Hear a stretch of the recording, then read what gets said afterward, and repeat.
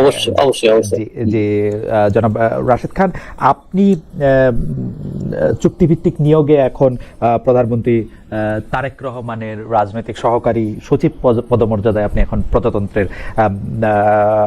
প্রজাতন্ত্রে আছেন। আপনাকে বাছাই করার পেছনে, মানে আপনাকে রাজনৈতিক সহকারী নিয়োগ দেওয়ার পিছনে কোন ফ্যাক্টরটি সবচেয়ে বেশি কাজ করেছে বলে আপনার মনে হয়? সবাইকে সালাম এবং শুভেচ্ছা। দেখেন, 2022 সাল থেকে গণ অধিকার পরিষদ বিএনপির সাথে যুগপৎ আন্দোলনে সম্পৃক্ত ছিল। আমি সেই সময় গণ অধিকার পরিষদের সাধারণ সম্পাদকের দায়িত্ব পালন করেছি। নির্বাচনের আগে আমি বিএনপিতে জয়েন করে আমি নির্বাচন করেছি এবং আমি পরবর্তীতে নির্বাচনের পরে আমি বিএনপি করেছি। অনেক সময় যেটি হয় যে নির্বাচন করার পরে অনেকে নিষ্ক্রিয় হয়ে যায়। তো আমার ক্ষেত্রে আমার কাছে মনে হয়েছে যে আমি যেহেতু বিএনপিতে যোগদান করেছি এবং বাংলাদেশের বর্তমান মাননীয় প্রধানমন্ত্রী, তার সাথে আমার অনেক আগে থেকেই কাজ করার অভিজ্ঞতা আছে, বা তার নেতৃত্ব মেনে যুগপৎ আন্দোলন, এবং সেই সময় আসলে তার সাথে দলীয় এবং ব্যক্তিগত সম্পর্ক দুটোই তৈরি হয়েছিল, যে কারণে তার উপর আস্থা বিশ্বাস রেখে আমি অনেক কাজ করেছি। এবং বিশেষ করে যে সময় 24 সালের আবারও কোটা ফিরে আসলো, আপনি নিশ্চয়ই জানেন যে 2018 সালের কোটা আন্দোলনের নেতৃত্ব আমরা দিয়েছিলাম। তো সেই অভিজ্ঞতার আলোকে যে সময় আবারও 24 সালে কোটা ফিরে আসলো, তো আমার জায়গা থেকে আমি বর্তমান স্বরাষ্ট্রমন্ত্রী তাকে কিন্তু বলেছিলাম যে এই ধরনের আন্দোলনে আমাদের অতীত অভিজ্ঞতা থেকে যেটি উপলব্ধিবোধের জায়গা তৈরি হয়, শেখ হাসিনা আসলে এই ধরনের আন্দোলনকে একটা সময় নানানভাবে নিপীড়ন করে, নির্যাতন করে আন্দোলন বন্ধ করার চেষ্টা করে। তো যখন আসলে বাধা দিবে, তখন আসলে আমাদের যারা গণতন্ত্রকামী শক্তি আছি, তাদেরকে অবশ্যই প্রতিরোধ করার জন্য মাঠে থাকা উচিত, এবং সেই লক্ষ্যে আগে থেকে আমাদের পূর্ব প্রস্তুতি সেটাও থাকা উচিত। তো এই ধরনের আলোচনা আমাদের মধ্যে ছিল, এবং একই সাথে ছাত্র সংগঠনগুলোকে যুক্ত করা, সেটি নিয়েও বেশ অনেক আলাপ আলোচনা পরিকল্পনা হয়েছে। এবং গণ অভ্যুত্থানের সময় আমি এবং স্বরাষ্ট্রমন্ত্রী মাননীয় প্রধানমন্ত্রীর নির্দেশনায় অনেকগুলো কাজ করতে হয়েছে। বিশেষ করে যে সময় আসলে আবু সাইদকে এবং ছাত্রদল নেতা ওয়াসিমকে গুলি চালিয়ে হত্যা করলো, একই দিনে 6 জনকে গুলি চালিয়ে শেখ হাসিনার নির্দেশনায় হত্যা চালালো। তো সেই সময় থেকে মূলত আসলে রাজনৈতিক যে সমন্বয়টা শুরু হয়েছিল, সেটা আসলে বিএনপির নেতৃত্বে, বিএনপি সেই সময় জামাত ইসলাম, হেফাজত ইসলাম সহ সমস্ত রাজনৈতিক শক্তিকে মাঠে নামার জন্য আহ্বান করে। তো এই যে রাজনৈতিক সমীকরণ বা সমন্বয়, সেক্ষেত্রে আমিও আমার ক্ষুদ্র ভূমিকা ছিল, এবং মাননীয় প্রধানমন্ত্রী এবং বর্তমান স্বরাষ্ট্রমন্ত্রী তার সাথে আমি কাজ করেছি ধারাবাহিকভাবে। অর্থাৎ এই ধরনের কাজ করতে গিয়ে আমার এক ধরনের সম্পর্ক তৈরি হয়, যে কারণে আমার কাছে মনে হয় যে আমার যে রাজনৈতিক সংগ্রাম, আন্দোলন, গণ অভ্যুত্থানে নেপথ্য থেকে ভূমিকা রাখা, এবং বিশেষ করে যারা ছাত্র সমন্বয়ক ছিল, তারা কিন্তু সবাই আমার সাথে একসময় রাজনীতি করেছে, আমার সহকর্মী ছিল।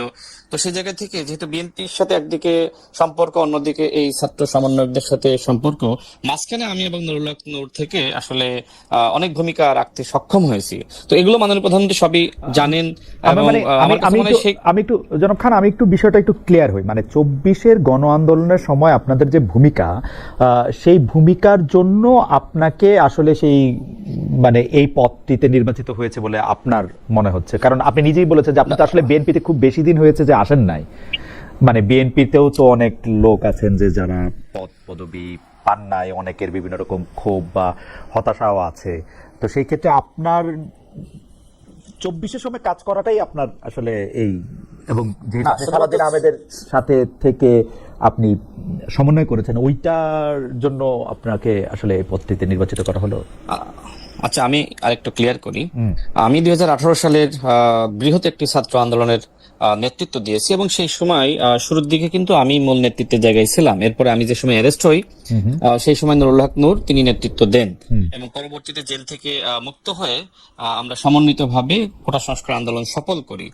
অর্থাৎ 18-র কোটা সংস্কার আন্দোলন থেকে 24-এর গণ অভ্যুত্থান পর্যন্ত অনেকগুলো ছাত্র আন্দোলন বা যুগপৎ আন্দোলন আমি সবসময় সামনে থেকে ভূমিকা রাখতে চেষ্টা করেছি। এবং বিশেষ করে 2022 সাল থেকে বিএনপির সাথে যুগপৎ আন্দোলন, এবং এই আন্দোলন করতে গিয়ে বর্তমান মাননীয় প্রধানমন্ত্রীর সাথে আমার ব্যক্তিগত এবং দলীয় পর্যায়ে সম্পর্ক তৈরি হয় এবং অনেক কাজ একসাথে করেছি। তার ধারাবাহিকতায় মূলত তিনি আমাকে চিনেন, জানেন, এবং আমার কাছে মনে হয়েছে, একটু শেষ করি 30 সেকেন্ডে, আমার কাছে মনে হয়েছে যে যেহেতু তিনি আমাকে দীর্ঘ সময় পর্যবেক্ষণ করেছেন, আন্দোলন সংগ্রামে আমার ভূমিকা সম্পর্কে জানেন, বিশেষ করে আমি সাংগঠনিক কর্মযোগ্য বলেন, লেখালেখি, বক্তব্য, আমার কাছে মনে হয় সামগ্রিকভাবে তিনি বিবেচনা করেছেন যে তার রাজনৈতিক মানে সহকারী হিসেবে আমাকে নিয়োগ দেওয়ার।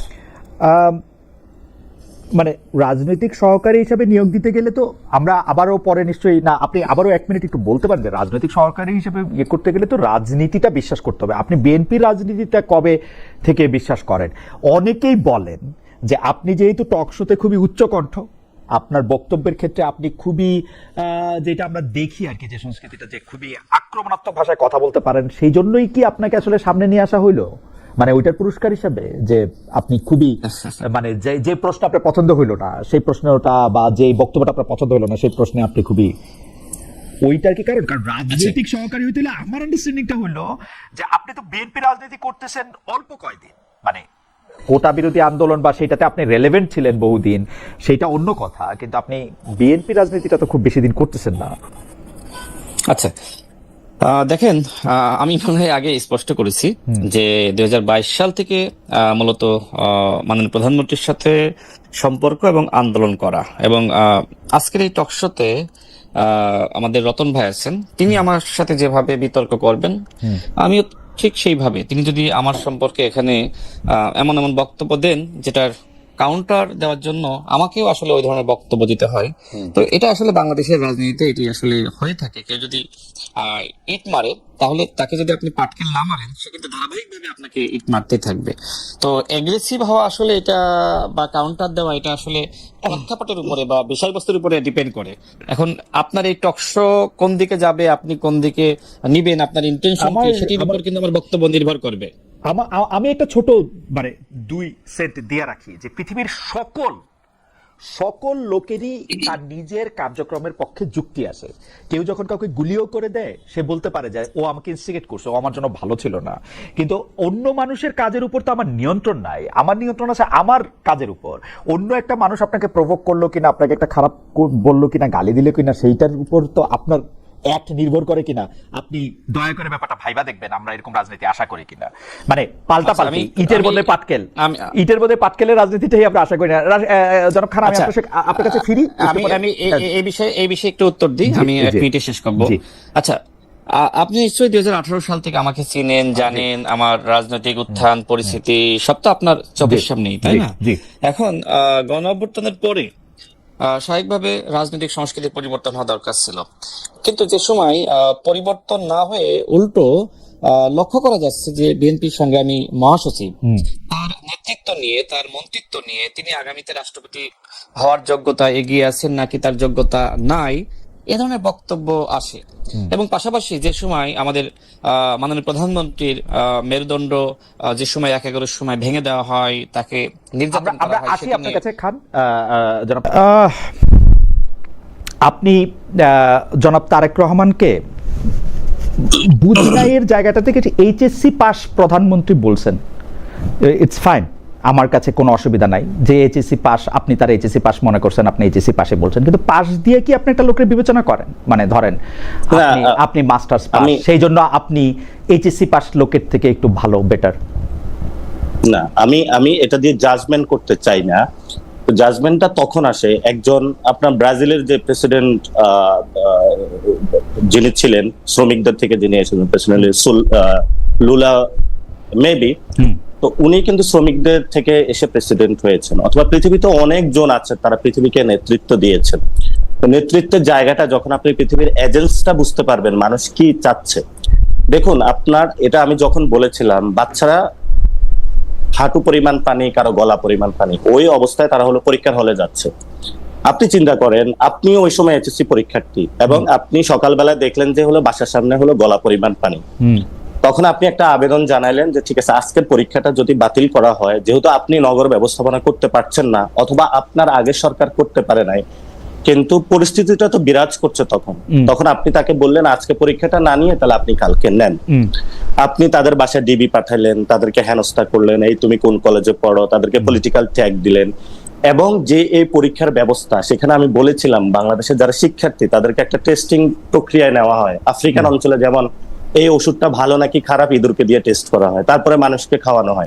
তো বাংলাদেশের শিক্ষা ব্যবস্থা কতটুকু খারাপ না ভালো, এটা যখন আপনার একজন প্রাইম মিনিস্টার অথবা হোয়াটএভার, এটা হলো শিক্ষা সচিব অথবা শিক্ষা মন্ত্রী যেই হোক না কেন, তার মধ্যে যদি এই বোধ সম্পূর্ণ জায়গাটা না থাকে, তখন আসলে ওনার শিক্ষা ব্যবস্থায় আর কতটুকু, এটা ধরেন ক্লাস 5 পাস হইলেও ওনার মধ্যে বুঝে আসতো না, আবার খুব পিএইচডি হলো তার মধ্যে এই সম্পূর্ণ বোর্ডটা আসতে পারে। তাহলে আপনার ওইখানে কথাই আসলো যে 5 পাস হলেও উনি বুঝতেন না, পিএইচডি হইলেও উনি বুঝতেন না, তাহলে আপনি তাকে এইচএসসি পাস কেন বললেন? হ্যাঁ, ওইখানেই একটা শিক্ষার্থীদের বলা হয়েছে যে বাচ্চারা তোমরা ঘরে যাও। এখন যেই বাচ্চা পোলাপাইনগুলা কয়েকদিন আগে বের হয়ে আসছে যে বাংলাদেশের ফেসিবাদী সিস্টেম, তাহলে তাদের বুঝটা আছে মাথায় ক্লিয়ার নাকি ক্লিয়ার নাই আপনি বলেন। না না, আমি আপনার কথা বুঝতে পারতেছি না, মানে আপনি বলতেছেন যে এটার সাথে তো সার্টিফিকেটের কোনো সম্পর্ক নাই।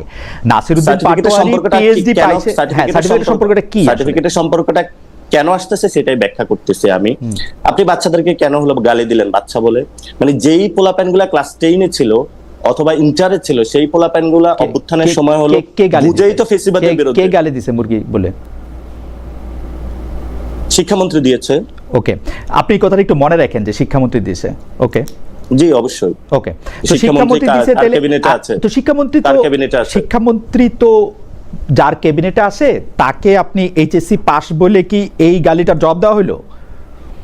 না, এই গালি তো মানে শিক্ষার্থীদেরকে যখন কথাটা বলা, আমি কিন্তু ওনাকে গালি দিতে যাই নাই। যে হলো এইচএসসি পাস, ওনার যদি বোধসম্পন্ন থাকতো তাহলে উনি ওই বিষয়টা হলো রিয়ালাইজ। না না, এটার সাথে পাশের কি সম্পর্ক? এটার সাথে পাশের কি সম্পর্ক? এটার পাশের সম্পর্কটা এটাই আসে যদি because you are very proud যে আপনি ঢাকা ইউনিভার্সিটি থেকে পাস করে মাস্টার্স করে আসছেন, আর যারা এইচএসসি পাস মেট্রিক পাস, আপনি দেখেন একইভাবে বেগম জিয়াকে বলা হইতো সে সময় নন মেট্রিক, 8 ফেল, 8 পাস, একই সংস্কৃতি না এটা? না, এটা একই সংস্কৃতি না। ওই সময় দেখা হয়েছে আপনি তো 8 পাস, আপনি কি করেন? না, আপনি যখন আমাদের বাচ্চাদেরকে গালি দিবেন অথবা শিক্ষার্থীদের গালি দিবেন, এইচএসসি পাস আপনি কি বুঝবেন? না না, আমি তাকে এটা বলি না যে আপনি এইচএসসি পাস হলে আপনি, আমি গালি দিতে যাই না তাকে, আমি তাকে রিলেট করার চেষ্টা করেছি। না না, আপনি বলছেন যে তার বুঝ নাই কারণ সে এইচএসসি পাস। হ্যাঁ, বুঝ নাই, এটা কি আপনি মনে করেন প্রধানমন্ত্রী বুঝ আছে? নাই তো। যদি বুঝ থাকতো ওই দিন বাংলাদেশে মাস্টার্স পাস প্রধানমন্ত্রী আমরা দেখছি, পিএইচডি পাওয়া, নোবেল পাওয়া সরকার প্রধান আমরা দেখছি। বুঝ নিয়ে সবার বুঝ নিয়ে প্রশ্ন করা যায়, তার সাথে পাশের কোনো সম্পর্ক নাই। পাস করার নিয়ে আর তাকে দেখছিলেন, পিএইচডি পাস করার পর রাষ্ট্র ডক্টর মোহাম্মদ ইউনূসকে দেখছি। ডক্টর ইউনূস তো ওই সময় শিক্ষার গুরুত্ব দিয়েছিল, অনেক কিছু। না, আমি শিক্ষার গুরুত্বের কথা বলতেছি না, কিন্তু আমি শিক্ষার গুরুত্বের কথা বলতেছি না, আমি বলছি পাস ছাড়াও অনেক প্রশ্ন করা যায়, আপনি নিজেও অনেক প্রশ্ন করতে পারবেন ডক্টর মোহাম্মদ ইউনূসের নিয়ে। জি, তো সেইটা পাসের সাথে নাই তো, কিন্তু আপনি এটা বলছেন। হাউএভার আপনি আরেকটা কথা বলছেন যেটা আমার খুব মানে মানে একটু কানে লাগছে। আপনি বলছেন যে প্রধানমন্ত্রীর ওয়াইফের কি কোনো কনস্টিটিউশনাল পজিশন আছে, বা তার কোনো মেয়ের ওর মানে গভর্নমেন্টের প্রোগ্রামে, গভর্নমেন্টের টাকা দিয়ে রাষ্ট্রের প্রোগ্রামে উনাকে বা উনার মেয়েকেও নিয়ে আসা হচ্ছে? এটা তো সারা পৃথিবীর নর্মস ভাই। বাংলাদেশে যাদের আমি মাত্র 3টা দেশের উদাহরণ দেই, আমি মাত্র 3টা দেশের উদাহরণ দেই। কানাডার প্রধানমন্ত্রীর ওয়াইফের কোনো কনস্টিটিউশনাল পজিশন নাই, ব্রিটেনের প্রধানমন্ত্রীর বউয়ের কোনো রকম কনস্টিটিউশনাল পজিশন নাই অথবা জামাইয়ের, এবং জাপানের প্রধানমন্ত্রীর বউয়ের বা জামাইয়ের কোনো কনস্টিটিউশনাল পজিশন নাই, কিন্তু তারা অনেক সময় ভলান্টারিলি রাষ্ট্রীয় কার্যে অংশগ্রহণ করেন। জুবাইদা রহমান বা জাইমা রহমানকে এই কথা বলার কি যুক্তি আসলে? আমি কথাটা বলেছিলাম যে সাধারণত অন্য দেশের হলো একটা হলো কনস্টিটিউশনাল জায়গা থেকে ফার্স্ট লেডি, না সেটা শুধু প্রেসিডেন্সিয়াল শাসনের ক্ষেত্রে, আর কোথাও ফার্স্ট লেডি থাকে না, প্রেসিডেন্সিয়াল শুধু প্রেসিডেন্ট, কিন্তু অথবা রাষ্ট্রীয় কোন জায়গায় অনেকে কনস্টিটিউশনাল পদে তাদেরকে নিয়ে আসে। অথবা আমি বলেছিলাম আমি কানাডা, ব্রিটেন এবং জাপানের উদাহরণ দিলাম, তাদের কেউ কনস্টিটিউশনাল পোস্টে নাই, ইউরোপের কোথাও নাই।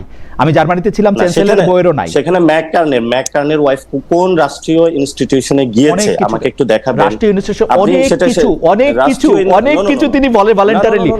আপনি টনি ব্লেয়ার বলে ব্রিটেনের একজন প্রধানমন্ত্রী ছিলেন, তার স্ত্রীকে আপনি চেনেন? তার স্ত্রীর নামটা মনে আছে? হ্যাঁ চিনি। পরবর্তীতে সবকিছু হয়েছে। কিন্তু এখন যেই আমি কোশ্চেনটা তুলেছিলাম যেহেতু বাংলাদেশে ফার্স্ট লেডি নাই, 2 নম্বরের জিনিস হলো বারাক ওবামার যে মিশেল ওবামা, উনিও কিন্তু রাষ্ট্রীয় অনেক কাজে বা বাহিরে অংশগ্রহণ করতেন না একটা ফাউন্ডেশনের নাম দিয়ে বা কোনো কাজে। পৃথিবীর অনেক দেশে এই কাজটা হয়ে থাকে, ইন্দোনেশিয়া, মালয়েশিয়া, অনেক জায়গায় হয়ে থাকে। না, আমি বলেছিলাম যখন আপনি রাষ্ট্রীয় একটা মন্ত্রণালয়ের জনগণের ট্যাক্সের টাকা খরচ করছেন এবং ওই মন্ত্রণালয়ের মাধ্যমে আপনি প্রমোশন কাজ চালাচ্ছেন, আপনি ভলান্টারি কাজে অংশগ্রহণ করেন। সো আপনি একজন ডাক্তার, আমাদের হেলথ সেক্টর ধ্বংস হয়ে গেছে, আপনি সেখানে গিয়ে কাজ করেন, নো প্রবলেম। আমি যখন গিয়ে দেখি ঢাকা মেডিকেলে ওয়াশরুমে হলো গন্ধ আসতেছে, তো আপনি সেই ওয়াশরুমে যান, আপনি তো সেখানে যাচ্ছেন না। আপনি যখন একজনের ইন্টেনশনটা বুঝবেন, আপনি দেখেছেন জাইমা রহমানের যখন কথাটা এসেছে, অনেকে বলেছে গালি দিয়েছি, আপনি আজকে এখানে টকশোতে একটু প্রমাণ করে যাবেন আমি কি গালি দিয়েছিলাম বা কি করেছিলাম। সেই জায়গাটা আপনার প্রবলেমটা কোথায়? জুবাইদা রহমান এবং জাইমা রহমান, সেই জায়গাটা জাইমা রহমান আনঅফিশিয়াল জায়গাগুলিতে গেলে আপনার কি সমস্যা, নাকি আপনি যেভাবে বলে দিবেন সেভাবে যাইতে হবে? না, কোনো সমস্যা নাই কোথাও যদি যায়। বাট আমাদের জায়গাটা হলো, আপনি যান ঢাকা মেডিকেলের একটু ওয়াশরুমটা দেখেন, ঢাকা মেডিকেলের একটু সামনে যান, আপনি হলো সোহরাওয়ার্দী মেডিকেলের একটু যান, আপনি মুগদা মেডিকেলে একটু যান, আপনি পঙ্গু হসপিটালের একটু যান। মানে আপনার যে প্রফেশন, অর্থাৎ আপনি একজন ইকোনমিস্ট, আপনি গিয়ে হলো পারমাণবিক বোমা বানাচ্ছেন, বললেন যে আমি এটা সবচেয়ে পারবো, আমার হলো এই ক্ষমতা আছে, এই পাওয়ার আছে, আপনার যে এক্সপার্টিজ জায়গাটা আপনি ওখানে কাজ করেন, এটা তো নো প্রবলেম। কিন্তু আপনি রাষ্ট্রীয় একটা program, you are sponsoring from the tax of the people, আপনি জনগণের টাকা দিয়ে যখন কাউকে এইভাবে উপরে উঠানোর চেষ্টা করবেন, সেটা হলো অবশ্যই আমাদের সেই জায়গা হলো কথা বলা উচিত। ওকে, ফাইন। আমি আপনার এই কথার সাথে আমি আমার অনেকগুলি ব্যাপারে কথা বলবো, বাংলাদেশের আমি অনেকগুলি ব্যাপারে কথা বলবো তো তার। হ্যাঁ, আপনি যদি বলেন ডাক্তার জুবাইদা রহমান, দেখেন ওনাকে বাংলাদেশের সবাই শ্রদ্ধা করে, এটা তো কোনো ডাউট নাই। কিন্তু ডাক্তার জুবাইদা রহমানের বাংলাদেশের রাষ্ট্রীয় কোনো পদবি আছে নাকি নাই? বাংলাদেশের, আমি আপনাকে বললাম তো, ইউরোপের অনেকগুলি দেশে যেখানে প্রাইম মিনিস্টার আমি আপনাকে যে নাই থাকে না তো, প্রধানমন্ত্রীর স্ত্রীর জন্য কোনো পজিশন পোস্ট থাকে না তো। না, আপনি এবং আপনার জুবাইদা রহমানও একজন বাংলাদেশের সিটিজেন বা নাগরিক, আপনিও একজন নাগরিক, এই তো নাকি? না, পার্থক্য আছে। যিনি অফিস হোল্ড করেন অর্থাৎ রাষ্ট্রের প্রধানের দায়িত্ব থাকেন, সরকার প্রধানের দায়িত্ব থাকেন, তাকে এরকম অনেক দায়িত্ব পালন করতে। আচ্ছা, হাউএভার আমি আপনাকে বলছি, আপনার কথা শুনতে আমার খুবই ভালো লাগে। এটা আপনার না, আমার কেন, সারা পৃথিবীর এটা নর্মস রে ভাই। আপনি এটা ব্রিটেনের জন্য নর্মস, কানাডার জন্য নর্মস, জাপানের জন্য নর্মস, পৃথিবীর যেসব দেশে প্রধানমন্ত্রী শাসিত সরকার আছে অলমোস্ট সব দেশের জন্য নর্মস। আমি ঘেটে দেখছি ভাই, আপনি বাসায় গিয়ে চেক করে দেখুন। বাংলাদেশের আমি চেক করে কথা বলেছি, বাংলাদেশের ক্ষেত্রে কি হয়, ধরেন প্রধানমন্ত্রীর লাইন আপটা পরবর্তীতে ঠিক করা হয়, অর্থাৎ অমুক ফ্যামিলির কে পরবর্তীতে প্রধানমন্ত্রী হবে, এরপরে কি হবে। তো যেই সরকারি 5 বছর সরকারে থাকে, দেখা গেছে উনি হলো এটার মধ্যে হলো স্পন্সরিং করার চেষ্টা করা হয়। ওকে, ফাইন। আমি আপনার কথা জায়গাটা এই সংস্কৃতিটা বাংলাদেশে বাদ দেওয়া উচিত। আমি যাইতে পারে সিটিজেন, কিন্তু প্রায়োরিটি বেসিসে ওনা ঢাকা মেডিকেলে যাওয়া উচিত। আমি মনে করি যে আপনার বক্তব্যটায় আপনার এই পয়েন্ট তোলা, আপনার যুক্তি আমি পুরাটাই বুঝতে পারছি, কিন্তু একই রকম পয়েন্ট বা যুক্তি যাকে আপনি আমাদের সরকার বলতেছিলেন একই বক্তব্যে, অর্থাৎ অন্তর্বর্তীকালীন সরকার, সেই ডক্টর ইউনূস যখন তার মেয়েকে নিয়ে অন্তত বেশ কয়েকবার রাষ্ট্রীয় অনুষ্ঠানে গেলেন, বিদেশে গেলেন, জাতিসংঘে গেলেন,